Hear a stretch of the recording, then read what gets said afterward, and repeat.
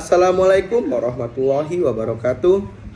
Perkenalkan, nama saya Seni Sanjaya dengan NIM 0101233153 semester 1 dengan prodi Komunikasi dan Penyiaran Islam dengan Bapak dosen Muhammad Iqbal Abdul Muin LCMA.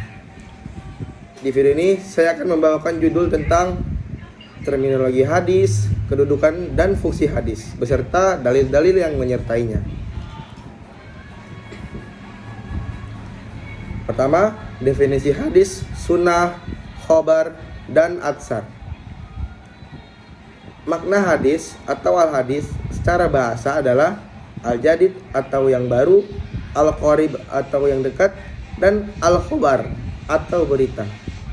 Secara terminologi, ulama hadis mendefinisinya sebagai berikut: segala perkataan Nabi, perbuatan, dan hal ihwalnya. Ulama hadis menerangkan bahwa yang termasuk hal ihwal di sini adalah segala pemberitaan tentang Nabi Shallallahu Alaihi Wasallam seperti karakteristik, sejarah kelahiran, dan kebiasaannya. Sedangkan ulama usul fikih mendefinisikannya sebagai berikut: segala perkataan Nabi Shallallahu Alaihi Wasallam, perbuatan, takrirnya yang mendapat dijadikan sebagai dalil untuk menetapkan hukum. Dua definisi di atas sepakat meletakkan ucapan atau perbuatan Nabi sebagai bentuk hadis. Namun, ulama usul mensyaratkan hadis harus terkait dengan dalil dalam penetapan hukum, sedangkan ulama hadis tidak berpendapat demikian. Pengertian sunnah. Sunnah menurut etimologi berarti jalan atau tradisi kebiasaan, baik terpuji atau tercela. Dalam makna sunnah umum ini ada sabda Nabi Shallallahu Alaihi Wasallam, barang siapa membuat sunnah yang baik dalam Islam, maka ia akan memperoleh pahala sunnah tersebut serta pahala orang-orang yang mengamalkannya di masa sesudahnya, tanpa mengurangi pahala orang-orang itu sedikit pun. Barang siapa membuat sunnah yang buruk dalam Islam, maka ia akan menerima dosanya dan dosa orang-orang yang mengamalkannya di masa sesudahnya, tanpa mengurangi dosa orang-orang itu sedikit pun.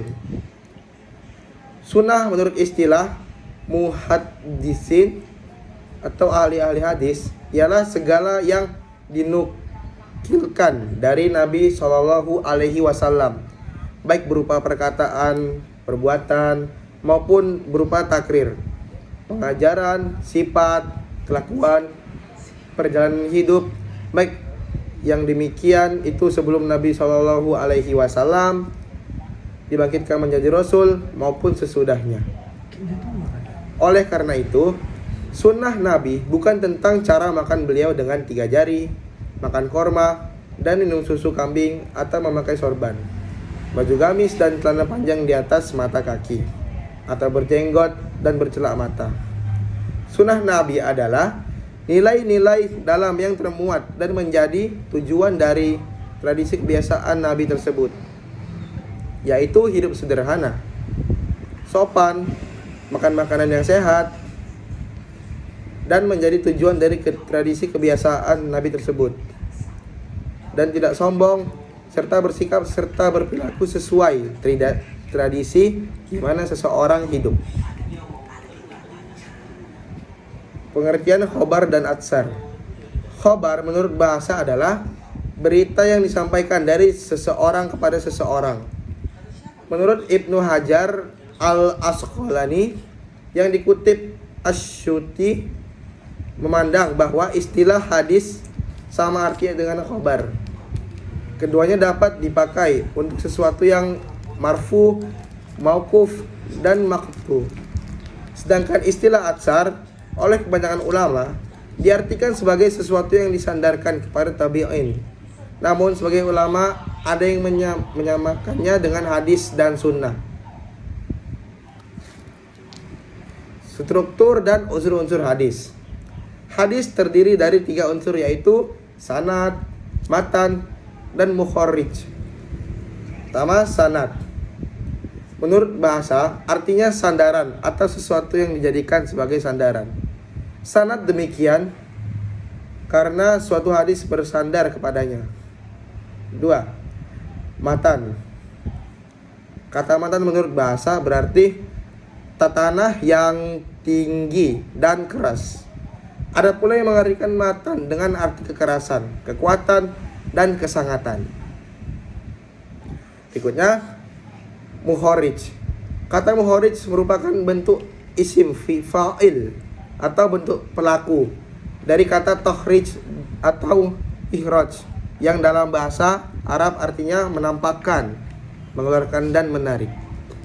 Sedangkan menurut istilah, mukharrij ialah orang yang mengeluarkan, menyampaikan atau menuliskan keadaan dalam suatu kitab apa-apa yang pernah didengar dan diterimanya dari seorang atau gurunya. Kedudukan hadis dalam Islam. Kedudukan hadis sangat penting sebagai sumber kedua ajaran Islam setelah Al-Quran.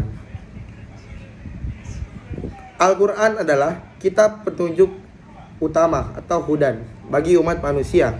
Namun, ajaran-ajaran di dalamnya masih banyak yang bersifat sehingga dibutuhkan penjelasan atau tafsir. Maka diutus Nabi Shallallahu Alaihi Wasallam untuk menjelaskan penerapannya dalam kehidupan sehari-hari. Contoh penerapan dan penjelasannya, maka diutus Nabi Shallallahu Alaihi Wasallam untuk menjelaskan penerapannya dalam kehidupan sehari-hari. Contoh penerapan dan penjelasan dari Nabi inilah yang dinamakan sunnah yang termuat di dalam teks yang dinamakan hadis. Di antara ayat-ayat yang menjadi bukti bahwa hadis merupakan sumber hukum dalam Islam adalah firman Allah dalam Al-Quran surah An-Nisa ayat 80. Barang siapa yang menaati Rasul, maka sesungguhnya dia telah menaati Allah. Ikut fungsi hadis terhadap Al-Quran. Ada 3 fungsi hadis terhadap Al-Quran, yaitu pertama, berfungsi menetapkan dan memperkuat hukum-hukum yang telah ditentukan oleh Al-Quran. Kedua, memberikan perincian dan penafsiran ayat-ayat Al-Quran yang masih mujmal, memberikan taqyid atau persyaratan ayat-ayat Al-Quran yang masih umum. Tiga, menetapkan hukum atau aturan-aturan yang tidak didapati di dalam Al-Quran. Kesimpulan, hadis memiliki kedudukan yang sangat penting dalam Islam, yaitu sebagai sumber ajaran atau hukum Islam setelah kedua Al-Quran.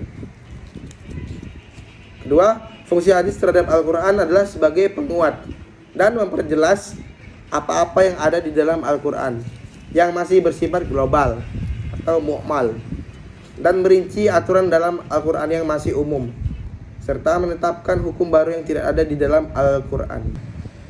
Sekian dari video saya, dan Assalamualaikum warahmatullahi wabarakatuh.